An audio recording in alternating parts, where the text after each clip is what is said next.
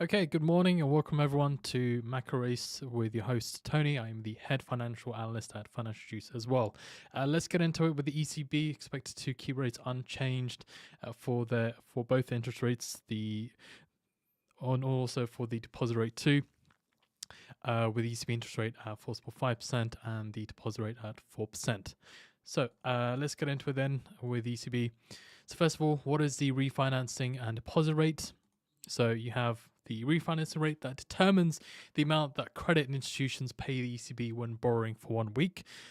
And the deposit rate is the first interest rate paid by the ECB to banks having a deposit parked at the central bank. Then, where is the economy at the moment? So inflation at 2.6% compared to 2.8%. Core CPI also ticked lower to 3.1 to 3.3 from 3.3. And Eurozone manufacturing PMI, the final data was at 46.5 compared to the flash prior of 46.6. Eurozone services is at 50.2 compared to the prior of 48.4. Consumer confidence ticked higher slightly to minus 15.5 from minus 16.1. The IFO data from Germany, business climate was at 85.5 compared to 85.2. The ZOO economic sentiment was at 19.9 compared to 15.2. German inflation then, CPI was ticked lower to 2.5 compared to 2.9.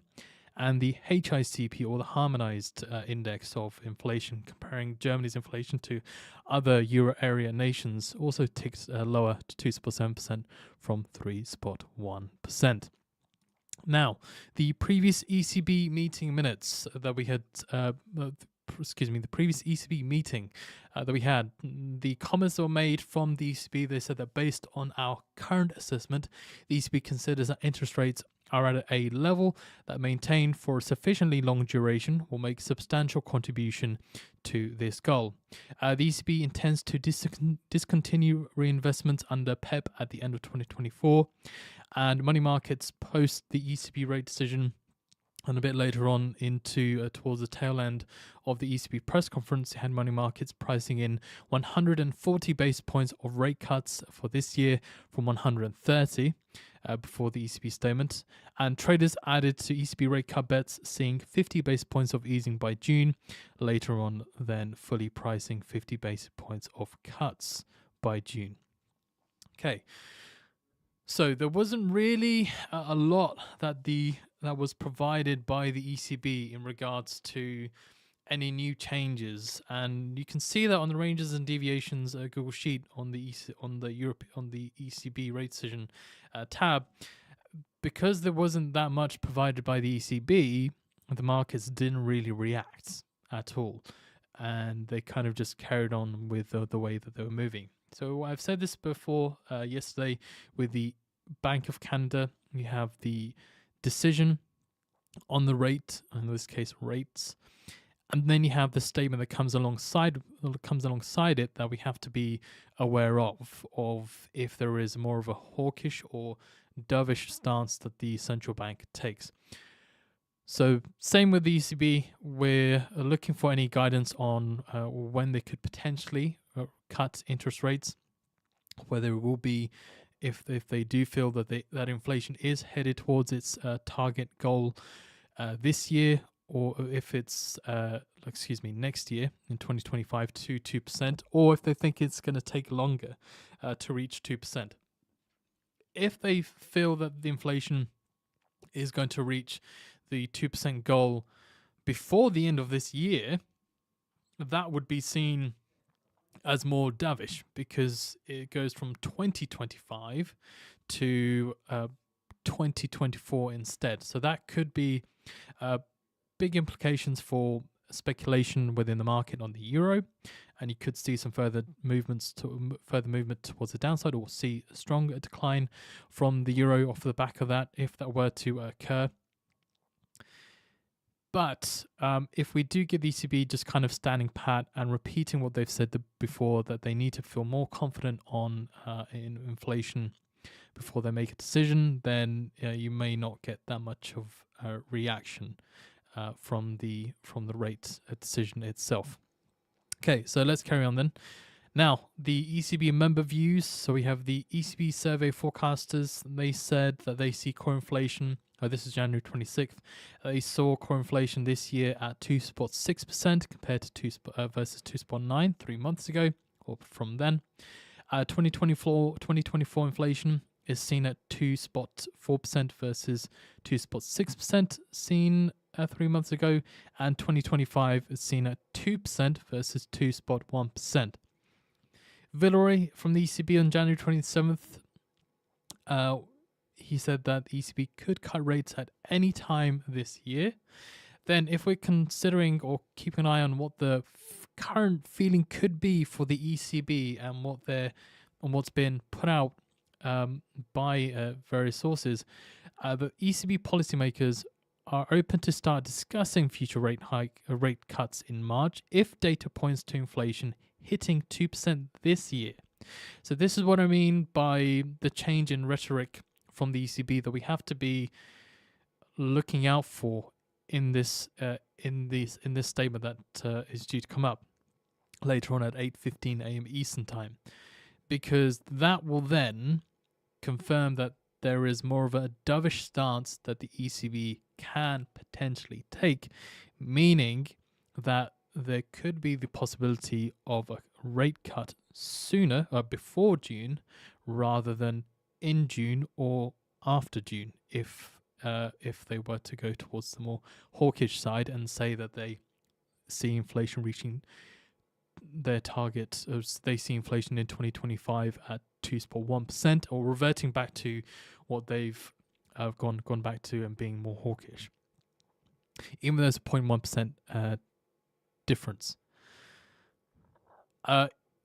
On top of that, ECB policymakers, according to sources, said that March pivot would pave the way for rate cuts, most likely in June. ECB Centino said that ECB should start cutting rates sooner rather than later and avoid abrupt moves. January 31st had ECB's lanes and the inflation will be slightly lower than the ECB expected. The ECB needs more confidence that inflation is headed towards the 2% target. So ECB's lanes comment there of saying that the ECB needs more confidence that inflation is headed towards the 2% target. It wouldn't be surprising if that were to come into this statement too, before they start making a decision. February 6th, Vucic said that the ECB shouldn't rush to start the rate cutting cycle. And Holzman says there's a certain chance that ECB won't cut rates this year. So the majority of the members, and you can glean it from the headlines, not just from these members, but others too, that June or around June is has the strongest chance of when the ECB could start cutting rates this year. But of course, that depends on where they feel inflation is headed. If inflation is expected to hit the 2% target before the end of 2024 rather than in 2025, that would provide a more dovish aspect to the central bank, and in turn to the markets would then provide more of a bearish reaction on the euro. Instead, if the central bank is seen as looking to ease sooner rather than what's currently expected or even later. So here's a piece from ING with their crib sheet of the different things that we could expect from not only the statement but also what Lagarde could say in her press conference later on into the US session.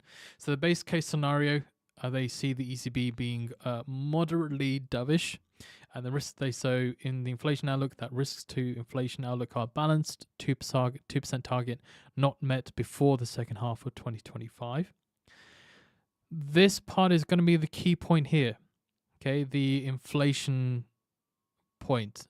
The other stuff, yes, it's important, but this is what is probably going to the market is going to be focused on. If they're more dovish and they say that balanced risk outlook and 2% inflation target projected to be met by early 2025, or even by the end of 2024, that would be seen as, or by the end of 2024 would be seen as super dovish, and by early 2025 would be seen as dovish. And then that would provide the scenario of where they see the potential for the euro dollar heading, and the 10-year bund as well. You can see that on the right hand side there. So that's what we need to, ourselves as traders, need to focus on. What does the ECB say? Do they hold, or do they still believe that inflation won't reach a 2% target before the second half of 2025 or 2025, or do they are they more hawkish and they could see it being met by early 2025? Then on the flip side, we're looking at the hawkish expectations. Then, so they see that higher energy prices cause 2% inflation targets to be met only in 2026. That's very extreme. There's a very extreme scenario that energy prices, as of now, where they are, would have that much of an effect that the central bank would then have to revert back to a hawkish stance. You have to consider how all the ECB members have been speaking from the last rate decision, that they have been giving or alluding to the prospects of a rate cut in June. So the scenario of them being very hawkish in this aspect with inflation would then become a big surprise. And from surprises, you get that extra volatility that creeps in, and then you have the potential for bigger moves because of the repricing that happens in expectations of what the central bank might do. So we've talked about inflation, the different kind of headlines or bits of text, or what they could say that could come out, that could lead to these various scenarios, inflation being the key point. Where do they see inflation being hit? But then, of course, you have other areas too that could moderate the move, depending on whether they become very hawkish or dovish in regards to the growth outlook. If they see risks tilted towards the downside, that's an optimistic stance on long-term outlook. It might, if you were to get the base scenario for everything else, then the focus would just solely sit on the inflation where they see it, and in that case, the move could potentially be bigger. But if you do get mixed reports from the ECB about whether they see the growth outlook, interest rates, or PEP reinvestment, then that could then moderate how big the initial move could be. But yes, as I said, this is quite useful. So hopefully you've kind of, as I've been talking, had a little look and had a little pick and choose. It's available online anywhere from ING to have a look at the ECB crib sheet, which is very useful. Then if we look at the bets, expectations and sentiment, you've had so if we're talking about bets, some money markets priced on January 25th, priced in an 80% chance of a first rate cut happening in April, from 60% chance before the ECB rate statement was delivered. Then January 31st, traders add bets to ECB rate cut bets, see 150 basis points by the end of 2024. Money markets increase bets on future rate cuts, priced in 150 basis points in 2024, one from 142, seen late Tuesday back then in January. February 13th, then money markets price in 110 basis points of ECB rate cuts in 2024 from 120 before the US CPI data. So over time, you can see that there has been a overreaction from the markets, or over-optimism from the markets of the odds on when the central bank will cut rates, but also by how much in the year as well.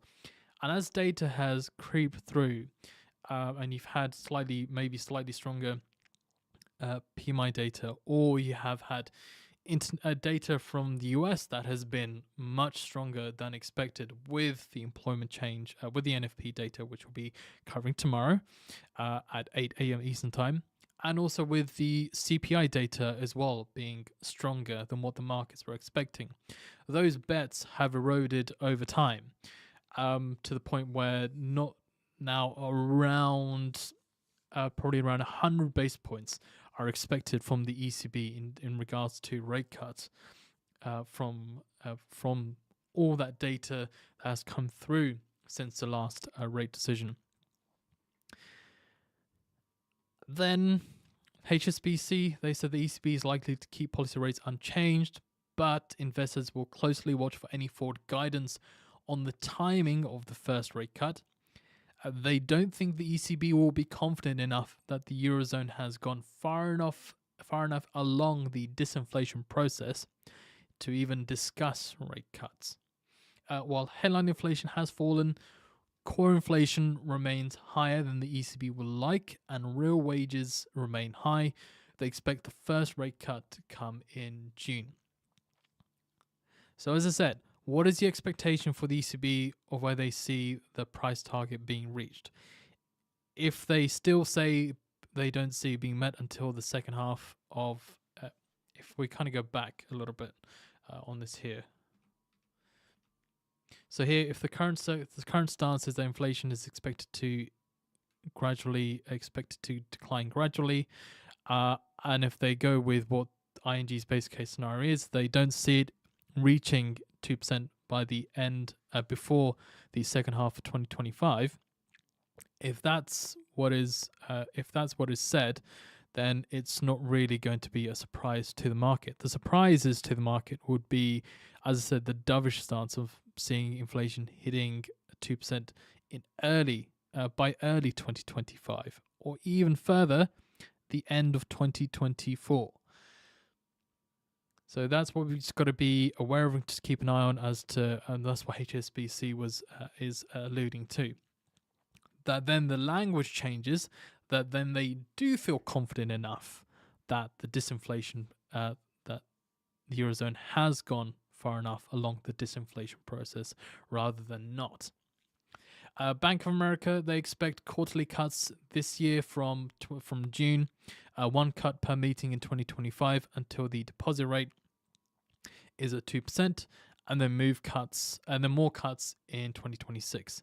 They think that the risk of faster cuts in the second half of 2024 is higher than the risk of cuts before June. So more or less, from June, there's the likelihood of more rate cuts happening than before. Goldman Sachs post the US CPI data. Post the Eurozone CPI data, they expect the ECB to start cutting rates in June versus the prior forecast of April. And then OECD, so they see the Fed cutting rates in the second quarter, ECB in the third quarter, but adds policy stance should remain restrictive for some time. So that was February the 5th. Now the first part of that, expecting the Fed to cut rates in the second half, maybe is kind of, it's kind of still up in the air. Markets are expecting June to be the first time that the central bank, that the Fed cuts rates. But yeah, so that was their view there. Now, let's have a look at the last rate decision, how that played out from the ECB. Don't forget, if you liked the information so far, if you've liked the live stream, give a like to the video. Share the video, subscribe to the channel, get the word out there of the information. If you've seen my past live streams or our past live streams from MacroAce, give it another like. There's no harm in doing so. Of course, if you like the information and you found it very useful. Okay, so let's have a look at the last rate decision then. Bearing in mind it was on the same day as you had the Bank of England rate decision. But so post the Bank of England rate decision, then it was the ECB's turn.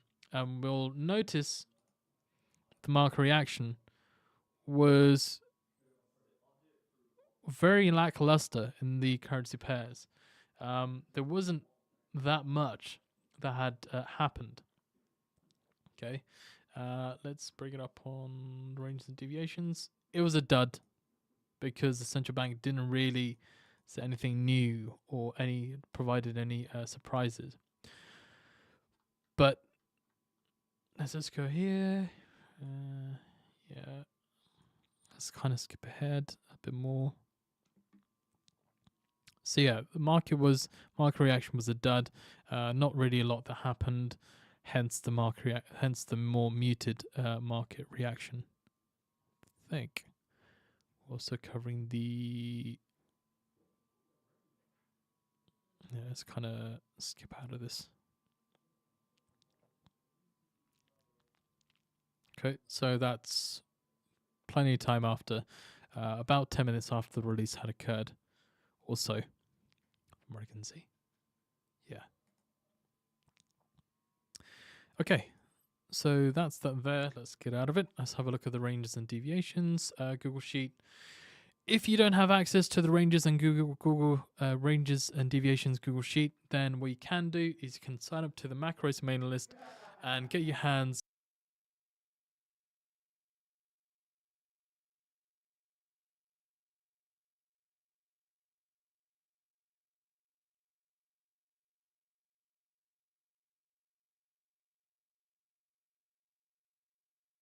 So if you don't have access to the ranges and Google deviation sheet, what you can do is sign up to the MacroAce mailing list and you'll get an email sent out to you Monday morning or before the US session begins with the details with the Google Sheet here. What is it? It just shows you how strong the markets have reacted to economic releases that we feel that have high probability potential trades that are available to everyone. So if it is with the ECB rate decision or the bank, or if it is central banks with his, let's say, with PCE data or US CPI data, which we've been covering more so than the PPI and PCE data because of how large the reaction has been, you can find the details of a breakdown as to how much those individual assets have moved. So this, we're looking here at the ECB rate decision.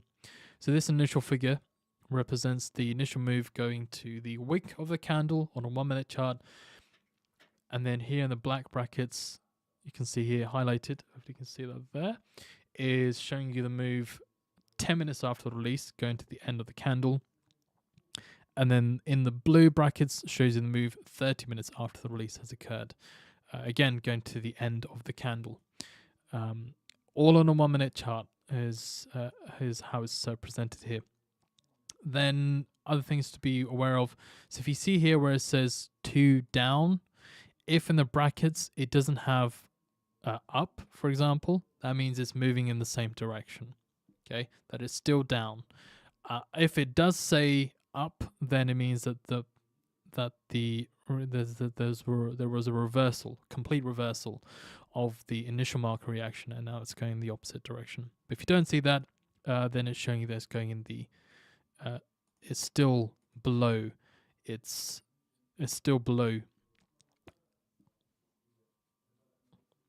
the pre-market level or the pre-release level. Okay, so you can see here very lackluster. There wasn't that much. Actually, there wasn't anything new that the ECB presented in the statement. Whereas you can see here in the past where they have noted that inflation inflation has dropped in recent months, but is likely to pick up again temporarily in the near term. And the expectations for inflation as well was also quite important, seeing inflation reaching 2.1% in 2025 back then had caused some strengthening from the euro off of the back of that. But all in all, it wasn't that strong. So for a strong release, a strong ECB rate decision, which we've got about 4 minutes left, first of all, the biggest market mover, what we've seen generally in the past, has been on Euro JPY. Of course, you had the Japanese Bank of Japan speakers overnight talking about the potential for or hinting that they're going to be exiting negative rates that negative rate stance pretty soon, maybe even in March, is what some of the traders have been betting on. Hence, you've had the decline on the dollar, and the yen had soared. So there is that to contend with. Generally, you have seen the euro yen, as said, seen the biggest market reaction out of the currency pairs. So that's something that we have to be aware and careful of, with how, if the Bank of Japan is looking to start raising their rates and their currency is stronger compared to everyone else, then that's just something to be. You could see again a bigger reaction from the yen if the ECB remains remains dovish, or is even more dovish than what they have been in the past. On top of that, we have about 2 minutes, so let's close this out. So key thing we're looking for is what they say about where they see inflation, whether they see it hitting in early 2025 or at the end of 2024, which would be very dovish and would lead to the euro weakening if they say late 2024, should I say. And the other points too, if they flip the script and they say that they expect inflation to not hit the target by the end of the second half of 2025, and they go later on into the year instead, then they'll be seen as very hawkish, and in turn will lead to potential euro strengthening instead. Okay, right. Let's see what we have so far. Hopefully you guys can see my screens clearly, and charts and stuff. Let's get that out of the way. Bring that here. Let's bring that here as well. We've got the DAX in the bottom left. We've got the 10-year bonds, top right, euro dollar as well here. So let's get ready. Let's see what we have.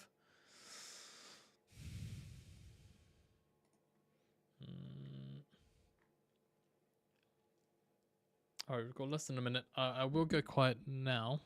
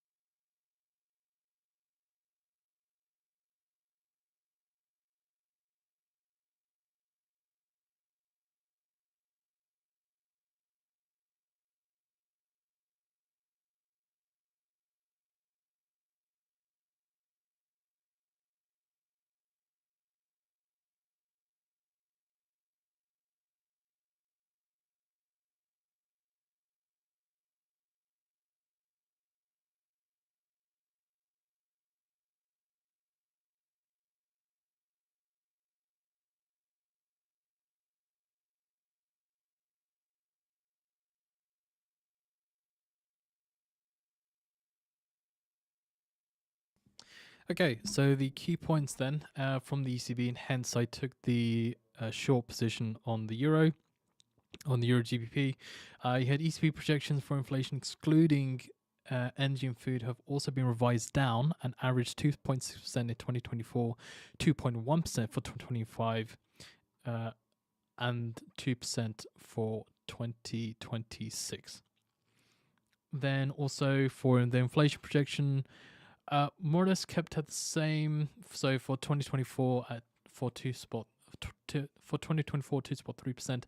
2% in 2025, and 1.9% in 2026. So that is what ING's base case scenario was on what I was seeing inflation. Let me just bring it back up actually. Let me bring it up for you.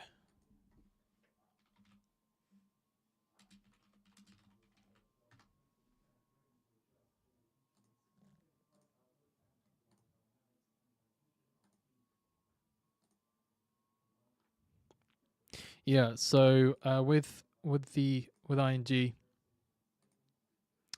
ING, their base case scenario was that risk to inflation outlook balance 2% target not met before the second half of 2025. So this is saying it will be met in 2025. So similar to what they had said.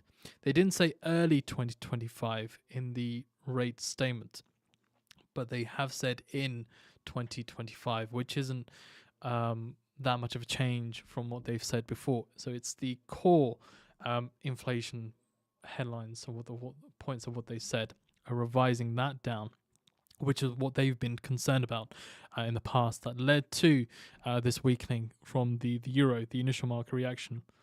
Let's have a look at some other areas too. So you got 10-year bonds heading higher.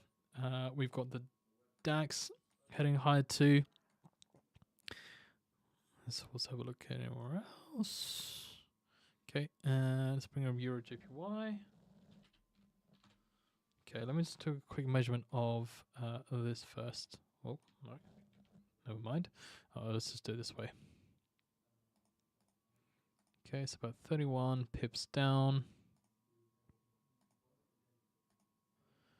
Okay, 31 and Euro GBP. Okay, so look what we got here.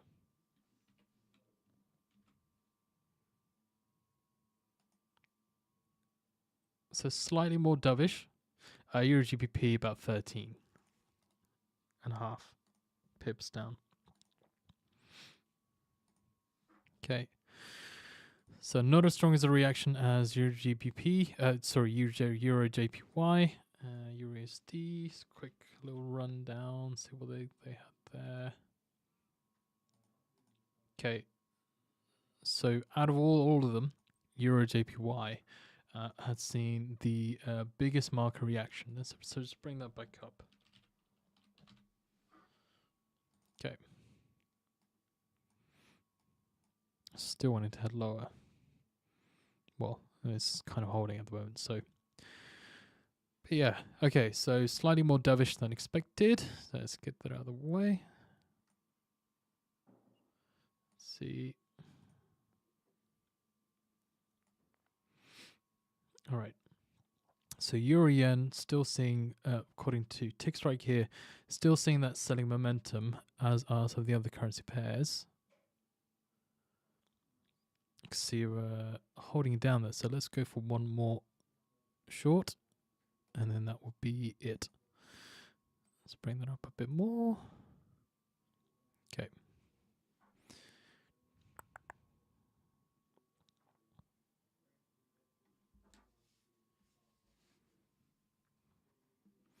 Yeah, you've also had the, that's also another point too, is the growth aspect also revised lower too. Let's move that here.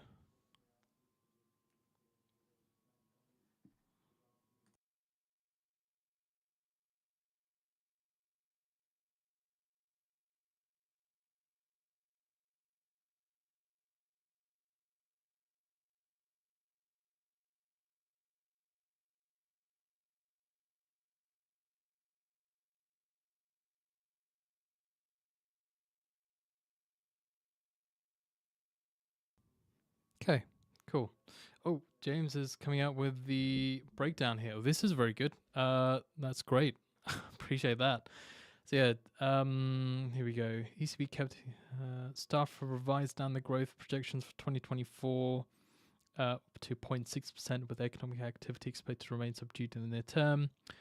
Inflation projections are revised down to 2.3 in 2024, 2% in 2025, and 2.6.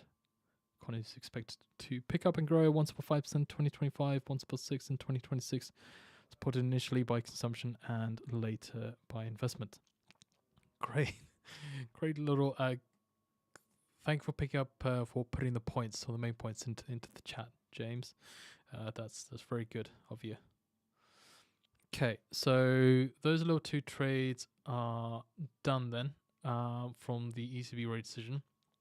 Let's have a look at. Let me just get this off. Let's get some wider views. Okay, let's have a look at the levels and see where we were. Hourly.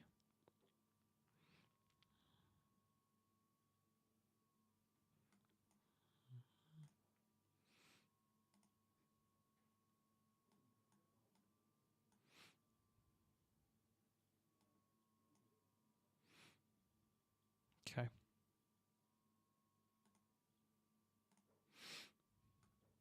Cool.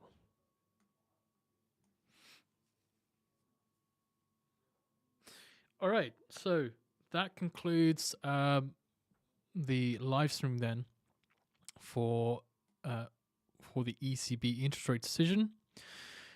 A revised down, further a revision down of their core inflation expectations is what had caused the move, and in inflation in general, and also revision down of their growth too. Took two trades from the initial spike, and then one post the little bit of reversal that then had occurred from then. Okay, but yeah, so FinancialJuice. Let's have a little go through it. Let's go through it a little bit. So FinancialJuice, if you're not familiar with what it is, FinancialJuice is a live voice and text service, keeping you up to date with what's going on within the markets, the key headlines that to be aware of, and giving you a live voice and text feed all in one place. So here you have your live voice feed. You can see here with the slider where I've clicked that there. And if we look at, and then here in the middle, you have the text feed, as well as all the important headlines. We're charting the data on the headlines too on the charts. You can see there with the inflation expectations, keeping you up to date with what the market sentiment is here. You can see traders adding ECB rate cut bets and see 97 basis points this year of rate cuts in total, from 92 before the ECB statement. And on the left-hand side here, you have the economic calendar, as well of the upcoming economic releases to expect. And yes, Gav, there is also you also have the press conference of where Lagarde could jump in and then try to moderate the market's expectations of how many rate cuts or when the ECB could start cutting rates in that press conference. So there's a potential thing to try and keep up or give buoyancy to try and stop the euro from falling further, maybe, or try just to temper market expectations. You have had in the past where ECB members have said that markets might be wrong, and yes, there is jobless claims in 3 minutes. But yes, so as I was saying, with FinancialJuice, you can keep up to date with what's going on in the markets, the text headlines of what's been said from central bankers, if there are any geopolitical events that have occurred, and just keeping up to date with the sentiment in general as well. So you as a day trader can then make an informed decision as to what to expect from what to expect from the market. Of course, you determining that yourselves. So that's FinancialJuice. We currently have an offer at the moment. So you can get, instead of paying for 1 year subscription of about $1,000, about $1,100, you can get with our March Madness code. Okay, you can get FJ for $99 for 1 year instead. Okay, so if you go to here, okay, that's the link there, and that's the March Madness code. Okay, you should see on the link anyway when you open it up as cross on the banner. You can get FinancialJuice for the total for 1 year for the total of $99, or it's a 92% discount from the yearly cost instead. Also, if you do decide to go for the pro version of FinancialJuice, there's about a minute left to the jobless claims data. Let me just get the yes on here. Okay, so we can just keep an eye, see what happens there, and then okay, dolly in there. So as I was saying, with FinancialJuice, if you do decide to go straight away for a subscription, make sure you have an account on FinancialJuice first, and that will take you to the light version of FinancialJuice. So make sure you do have login details and you verified your account from your email. Then once you've set up the initial FinancialJuice account on the FJ Lite, then select your subscription that you want to choose. And once you've done that, then once you paid for it, log out of your account and then log back in, and you should see the full version of FinancialJuice. Okay. Jobs claims at 217k compared to about 217k compared to the forecast of 216. A little bit of boom going on there. Labor costs revised down lower at 0.4%. Okay, that's important to take a note. Productivity revised higher to 3.2. Continuing jobs claims and not that much move. So you've got part of the you've got the jobs claims that's slightly higher, but labor cost revised is what's probably causing this slight uptick on the S&P 500. And anything else? No, there isn't anything else there. Okay, so as I was saying, make sure you've got an FJ account first before you make a subscription. Otherwise, if you don't have an FJ account, then it becomes a bit of a honky-dory thing to try and sort out your account with. Okay. All right.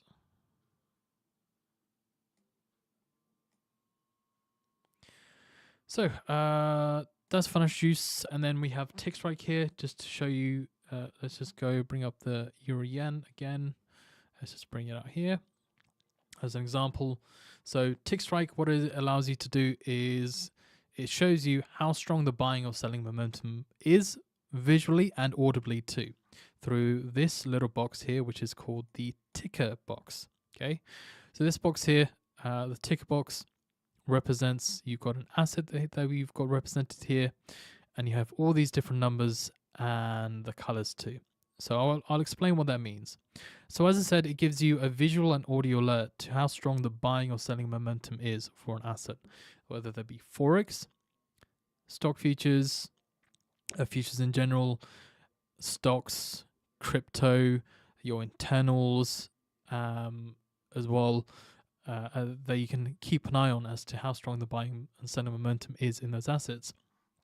This little ticker box, okay, this number here represents the strength of that momentum. So this shows you 1 is the most sensitive to market reactions. So when there's a little bit of buying or selling going on, then TICKSTRIKE will give you a visual and audio alert. And you can choose whether to have a visual or audio. It's up to you. And you can also change colors. So 1 is the most sensitive, more or less going off all the time when there's a little bit of buying or selling that's going on, as you can kind of see there. And then you can use a slider to drag up or drag down the sensitivity. sensitivity level. So if it goes all the way to 15, which is the least sensitive to market reactions, then only when there's a big amount of buying or selling that occurs for that time, for that asset, will then TICKSTRIKE give you a visual and audio alert. Okay. So if you're a day trader and you're looking to capitalize on potential opportunities of what's going on within the markets, then you can use this tool to help you define whether, how much buying or how strong is the buying or selling momentum within the market. And you can chop and change whatever you want to do with that, okay, wherever you want the sensitivity to be, and then leave it running. And, as I said, you can also change the colors however you want it to be, from the little terminal box that opens up for you to choose what tickers you want. So you can see here there's still selling momentum, and visually you can see it as well. Anyways, but you can still see that there is a little bit of selling momentum that is present on the euro yen, and you can see the strength of that there too. So it's kind of midway. It is midway at the moment in regards to the strength of it. To get your hands on TICKSTRIKE, you can go to this site here, tickstrike.com, which I'll put in the chat for you as well. Okay. Also, I do need to put in the link for FinancialJuice. I believe I did, or maybe I didn't. So that, if you guys talking about FinancialJuice Pro, first make an account on the FJ Lite version. You need to do that first before you go on to selecting your subscription and going for the Pro version. The Lite version of FinancialJuice, there is a delay, and doesn't mean it's not useful, but it means that you don't get to stay in the know, on the ball, right to the second, or more or less to the second of being informed as to what's going on within the markets, or if there has been any news. And of course, sometimes there isn't any news, but the majority of the time there will always be some sort of news that has caused the markets to react, and then it's down to technicals, and then your own discretion. So that's the link for TICKSTRIKE. Finally, don't forget, if you've enjoyed the video, don't forget to give the video a like, share the video, subscribe to the channel, get the word out there. Sign up to the MacroAce mailing list too, because in that, if I bring up the latest one for this week, in that one, what I do is just provide a rundown of what to expect in the week ahead. Okay, that's here. So this is an example of the email that I sent out this Monday. Okay, giving a rundown of what to expect in the different sessions in Asia, Europe, and the US, and a summary of the weekend news. Got the link to the live streams here, and the ranges and deviations here as well. But you can see that there's not a lot of detail that's added to it. It's supposed to act as a refresher and just give you a bit of an expectation, because during the live streams is when I go through the detail of what markets will be expecting for upcoming economic releases. So there we go. So that's there. As said, you can subscribe to the MacroAce mailing list, get your hands on the ranges and deviations sheet. I'll be sending that email out Monday next week, and then that's when you guys can have access, if you're new, to the ranges and deviations sheet. Let's get some of the other stuff out of the way with two. I believe there is one more thing here. Yes, that was it. That was the live stream for tomorrow. So let me just grab that up for non-farm payrolls.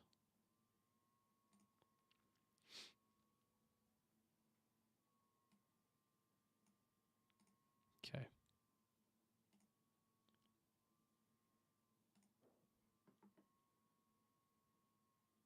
All right. There you go. That's the link for non-farm payrolls for tomorrow. That will be starting at 8 a.m. Eastern time. Again, same thing what I've done here with the ECB rate decision, going through the sentiment, what to expect from the data, and what the economy is going through at the current time.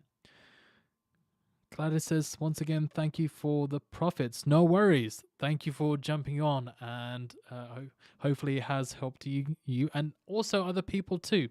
Let me know how did everyone else do with the ECB. Did you do okay? Were you all good? I hope you were.